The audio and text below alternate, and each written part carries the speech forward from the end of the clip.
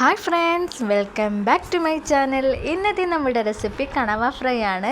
അപ്പോൾ വളരെ ടേസ്റ്റിയായി നമുക്കൊരു കണവ ഫ്രൈ എങ്ങനെ തയ്യാറാക്കാമെന്ന് നോക്കാം. അപ്പോൾ ചാനൽ സബ്സ്ക്രൈബ് ചെയ്യാത്തവരാണെങ്കിൽ എല്ലാം ഒന്ന് സബ്സ്ക്രൈബ് ചെയ്ത് സപ്പോർട്ട് ചെയ്യണേ. അപ്പോൾ നമുക്ക് വീഡിയോയിലോട്ട് പോകാം. കണവയൊക്കെ ഒന്ന് കട്ട് ചെയ്തെടുത്തിട്ടുണ്ട്. നമ്മൾ കണവ സ്ക്വയർ ഷേപ്പിലാണ് ഒന്ന് കട്ട് ചെയ്തെടുത്തിരിക്കുന്നത്. ഇനി നമുക്കിതിലേക്ക് വേണ്ട മസാലകൾ ചേർത്ത് കൊടുക്കാം. 1/2 സ്പൂൺ മഞ്ഞൾപ്പൊടി, 1/4 സ്പൂൺ മുളക് പൊടി, 1/2 സ്പൂൺ കുരുമുളക് പൊടി, 1/2 സ്പൂൺ ഗരം മസാല,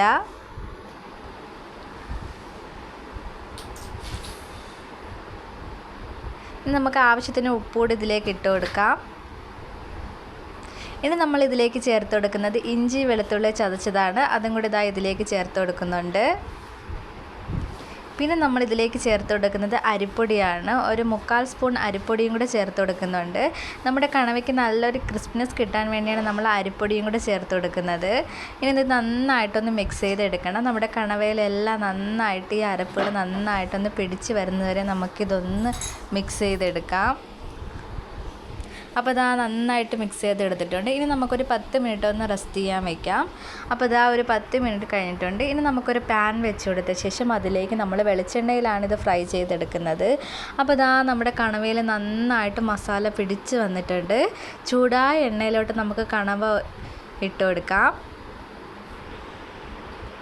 ഒരു മീഡിയം ഫ്ലെയിമിൽ വെച്ച് വേണം നമ്മളിതൊന്ന് കുക്ക് ചെയ്തെടുക്കാൻ. നമ്മൾ അരിപ്പൊടിയും കൂടി ഇട്ടതുകൊണ്ട് പെട്ടെന്ന് കരിഞ്ഞു പോകാനുള്ള ചാൻസ് ഉണ്ട്.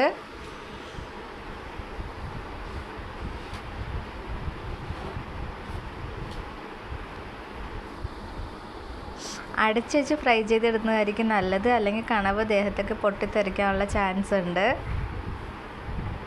അപ്പോൾ കണവയുടെ ഒരു സൈഡ് നന്നായിട്ടൊന്ന് മൂത്ത് വന്നിട്ടുണ്ട്. ഇനി നമുക്ക് ഇതുപോലെ ഒന്ന് തിരിച്ചിട്ട് കൊടുക്കാം. ഇതുപോലെ നമ്മൾ തിരിച്ച് മറിച്ച് ഇട്ട് വേണം കണവ നന്നായിട്ടൊന്ന് ഫ്രൈ ചെയ്തെടുക്കാൻ.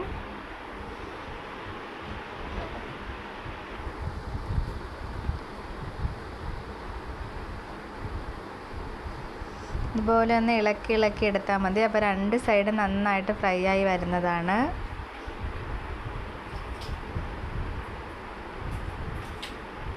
നല്ല ടേസ്റ്റിയാണ്, നല്ല ക്രിസ്പിനെസ്സും ഉണ്ടായിരിക്കും നമ്മൾ അരിപ്പൊടി കൂടി ചേർത്ത് കൊടുത്തതുകൊണ്ട്. അപ്പോൾ 2 സൈഡും ഏകദേശം നന്നായിട്ടൊന്ന് മൂത്ത് വന്നിട്ടുണ്ട്. ഇനി നമുക്ക് ഇതുപോലെ 2 സൈഡും ഒന്ന് ഇളക്കി കൊടുക്കണം. അപ്പം മൂത്ത് വരാത്തതൊക്കെ നന്നായിട്ടൊന്ന് മൂത്ത് വരുന്നതാണ്.